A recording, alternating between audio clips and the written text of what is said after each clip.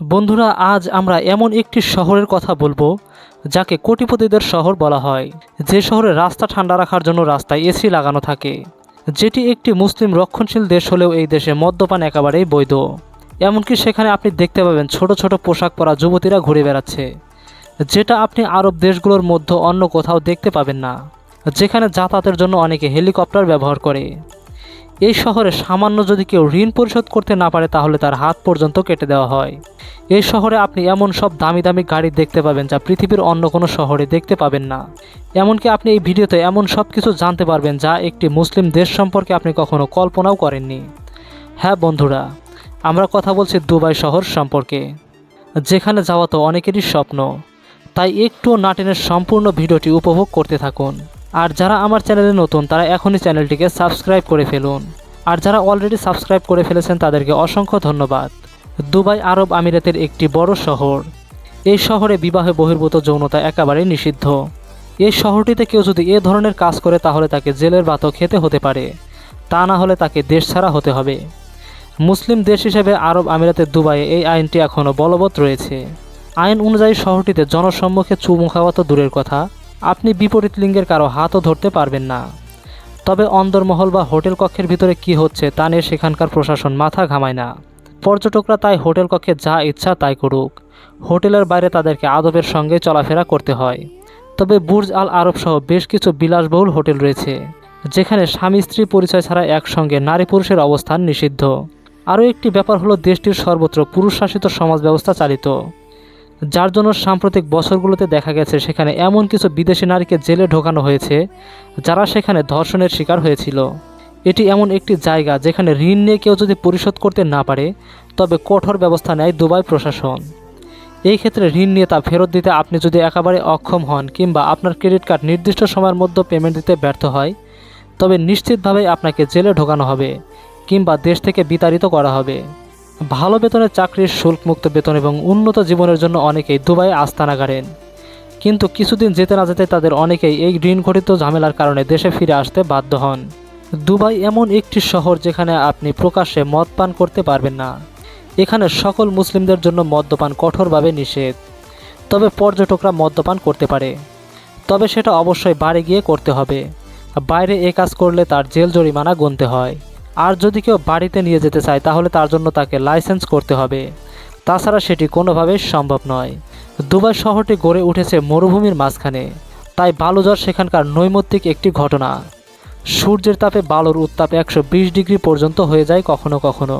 তাই শহরটির শীতলকরণ ব্যবস্থা না থাকলে নিশ্চিতভাবেই প্রচণ্ড তাপে উঁচু উঁচু ভবনগুলো গলতে শুরু করবে এবং কাচ ভেদ করে ভবনের ভিতরে প্রবেশ করবে সূর্যরশ্মি, যা বাসিন্দাদের জীবন্ত সিদ্ধ করে ফেলবে।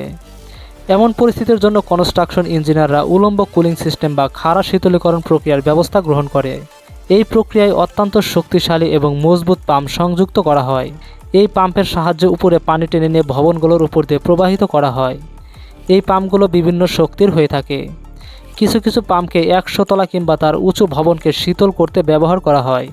যেহেতু দুবাই একটি মরুভূমি, তাই মাটির অনেক গভীর থেকে প্রকৌশলীদের প্রতি বছর মিলিয়ন মিলিয়ন লিটার পানি তুলে আনতে হয়। আপনি জেনে অবাক হবেন যে এই পানির দাম পেট্রোলের থেকেও বেশি। দেশটির অবকাঠামোগত উন্নয়নের জন্য ভারত, পাকিস্তান ও বাংলাদেশ থেকে সবচেয়ে বেশি পরিমাণ শ্রমিক সেখানে অবস্থান করে।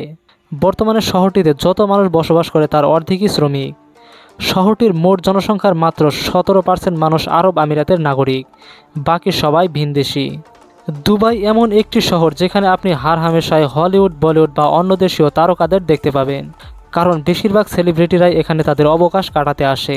পৃথিবীর সব দেশে আপনি যেমন এটিএম মেশিন দেখতে পান যেখান থেকে টাকা বের হয়, কিন্তু দুবাইয়ে এমন সব এটিএম মেশিন দেখতে পাবেন যেসব থেকে টাকার বদলে 24 ক্যারেটের খাঁটি সোনা বের হয়।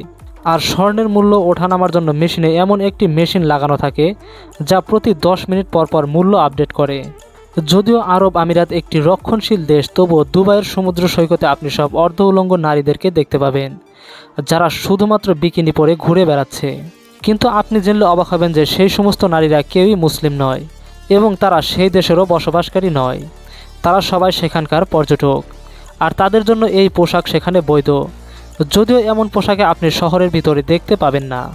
আমাদের উপমহাদেশে আপনি অনেককে বিড়াল বা কুকুর পুষতে দেখতে পাবেন, কিন্তু আপনি দুবাইয়ের রাস্তায় দেখতে পাবেন এখানকার শেখরা সিংহ বা বাঘ নিয়ে ঘুরে বেড়াচ্ছে।